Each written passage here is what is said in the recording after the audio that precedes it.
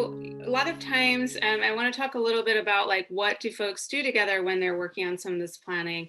And I know that really what a lot of folks start with doing is painting a picture. And I don't mean that literally, but in a way, looking at what do you already know that can help you think about how do you do this work in the way that's going to have the most impact, right? So, you know a lot already. You know a lot about your students, you know a lot about your school staff, your community and families know a lot. So, you have a lot of opportunities to talk to your communities and talk with your families and think about what does it look like? What does a trauma informed school look like to them? Where do you need to go to get closer to that, right? And you also have some data, and I want to dig into the data just to point out some things that you have, because I think it's always hard to know how to get started or how to organize your work, even if you have started. Next slide. So, gosh, this is a little hard to see, but I wanted to start with this one, and this kind of goes back to what you were saying, Marissa, about what are you doing to start with the foundation of your strong staff too. And this may be hard to see, and even for me, I don't have my glasses, but um, this is a scale that's on your school climate and connectedness survey that maybe not all of you participate in, but 33 school districts do. So a lot of your schools might. And the staff survey asks a lot of questions that can help you understand where your team is at.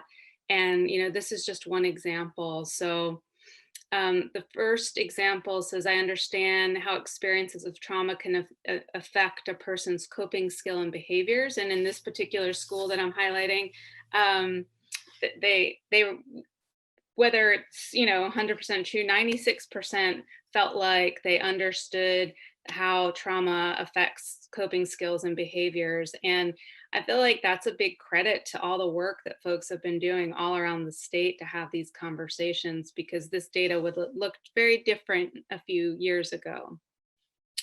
um, but you look at this, and then you can see at my school there are support systems to respond to trauma experienced by students. We lose a lot of responses there. Not all of our um, staff felt like that was true in this school that I'm looking at.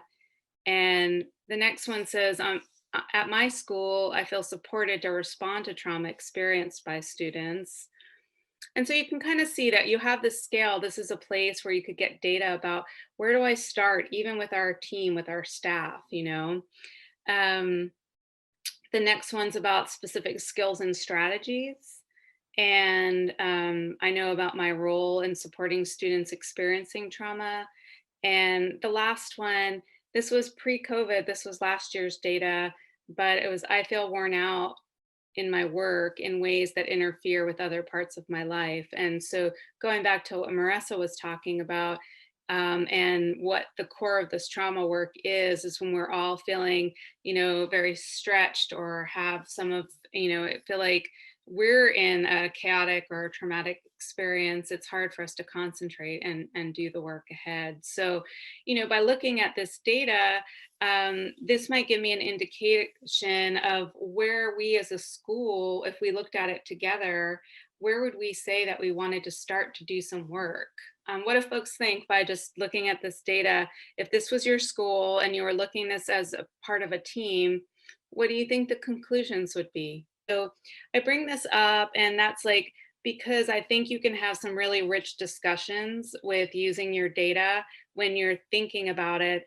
And even when you're working on that piece around buy-in, there's a lot that you could tell someone to get them excited. But sometimes when you are looking at this data together and you're asking powerful questions around your data, it can really bring out this richness of saying, okay, now we know this.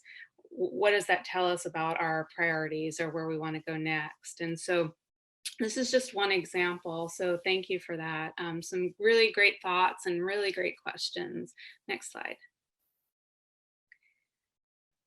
And I'm not going to go through I have a few data slides here, but I just wanted to say that, like, with your school climate data, you can also, again, this is just for this is for a particular region where we could see this really big discrepancy about kids feeling safe at school based on income.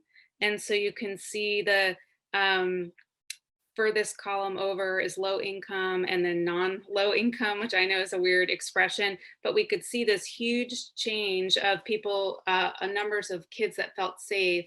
And so when you look at your data, there's just a lot of questions that it can raise. And I'm really happy to connect with folks offline and help if to think about what data sets you have access to and what you might look at and what conversations it might bring up in your school to help you think about where do you get started. And even if you've already started on your trauma engaged work, where do you get started now. Next slide. So again, this so that last one I feel like addresses the first one. We kind of were looking at the staff and their needs. The second one, we were looking at a data set that really dug into like safety and your overall climate. This one looks at the developmental profile, and so it looks at your students that are coming in with the self-regulation skills. And so what do you know about that? I'm just trying to give some examples, and that might really inform what skill instruction you want to use, or where you would prioritize your skill instruction. Next slide.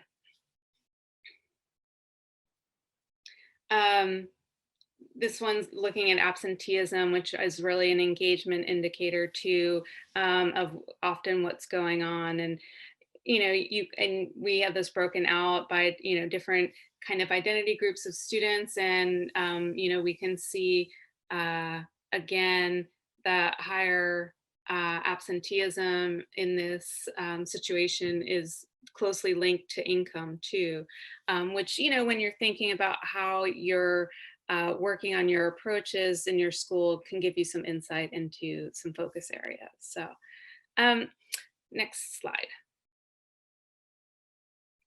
And as we talked about before, also there's I was trying to think, I was wondering if Janet was in any of these pictures here, but your community dialogues are a really good opportunity to get data, your own observations. You have these school climate surveys and other tools. Um, so my question to you is, how do you feel like, what's your takeaway from this data section, or what data do you think you could use to generate like a useful conversation with some folks in your school around the trauma engaged work?